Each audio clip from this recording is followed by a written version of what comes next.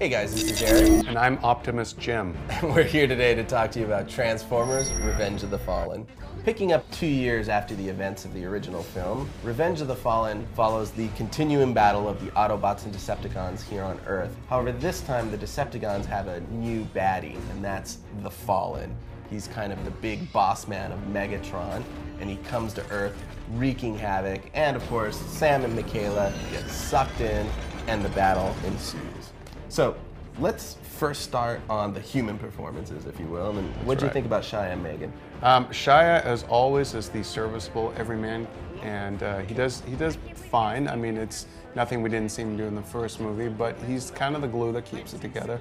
Megan Fox, though, I think was just kind of sleepwalking through this one. What was so breathtaking about her in the first movie just seemed overdone and way too vamped up for this one.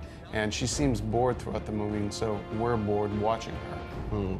Now, let's continue on this human through line, and I don't know if he even is human, but Michael Bay, the director, man, he knows how to do action. Michael Bay has outdone himself. He's made the ultimate Michael Bay movie, which I think everyone thought the last Transformers was. It's really to his credit that he manages to take what is a pretty shoddy story, pretty bad movie in some ways, and turns it into a fun piece of summer entertainment, a lot of spectacle.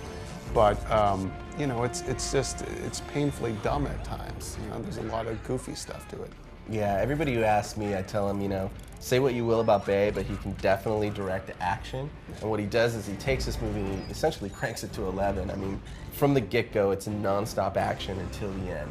But the side effect of that is the goofiness from the first film is also cranked up to 11. Oh yeah, and it comes across most significantly with some of the new robots that are in there. This character Wheelie, who is kind of the little Joe Pesci of the Decepticons, and then two very painfully offensive characters, Mudflap and Skids. If you thought Jar Jar Binks was bad, wait till you see these guys.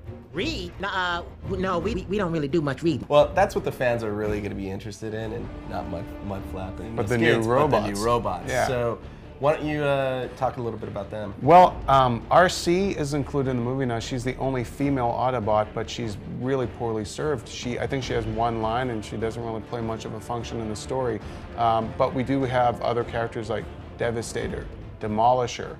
Starscream has a bigger role, and he's more like the Weasel that we remember from the show. We also have one of your personal favorites in here. Yeah, Soundwave. We get to see him, and he actually has the Ravager, which he ejects out of his system too. Which is awesome. I thought that was cool. And Devastator, you know, you mentioned him.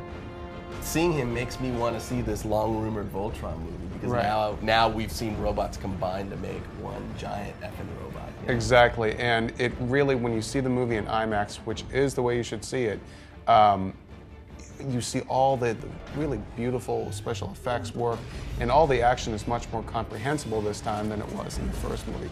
Unfortunately, the story isn't as comprehensible, and that's the big drawback to the movie.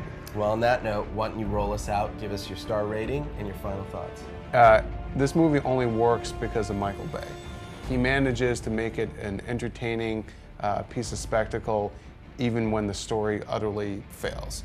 I think it's a bad movie, but I nevertheless kind of enjoyed it. It's a 2-star film that somehow, thanks to Bay, is going to end up with 3 stars from me. I might live to regret that rating, but that's what I'm giving it. And I'm going to recommend it as pure popcorn summer fare. Definitely go check it out on IMAX. There you have it. For more Transformers: Revenge of the Fallen coverage, be sure to check out movies.ign.com.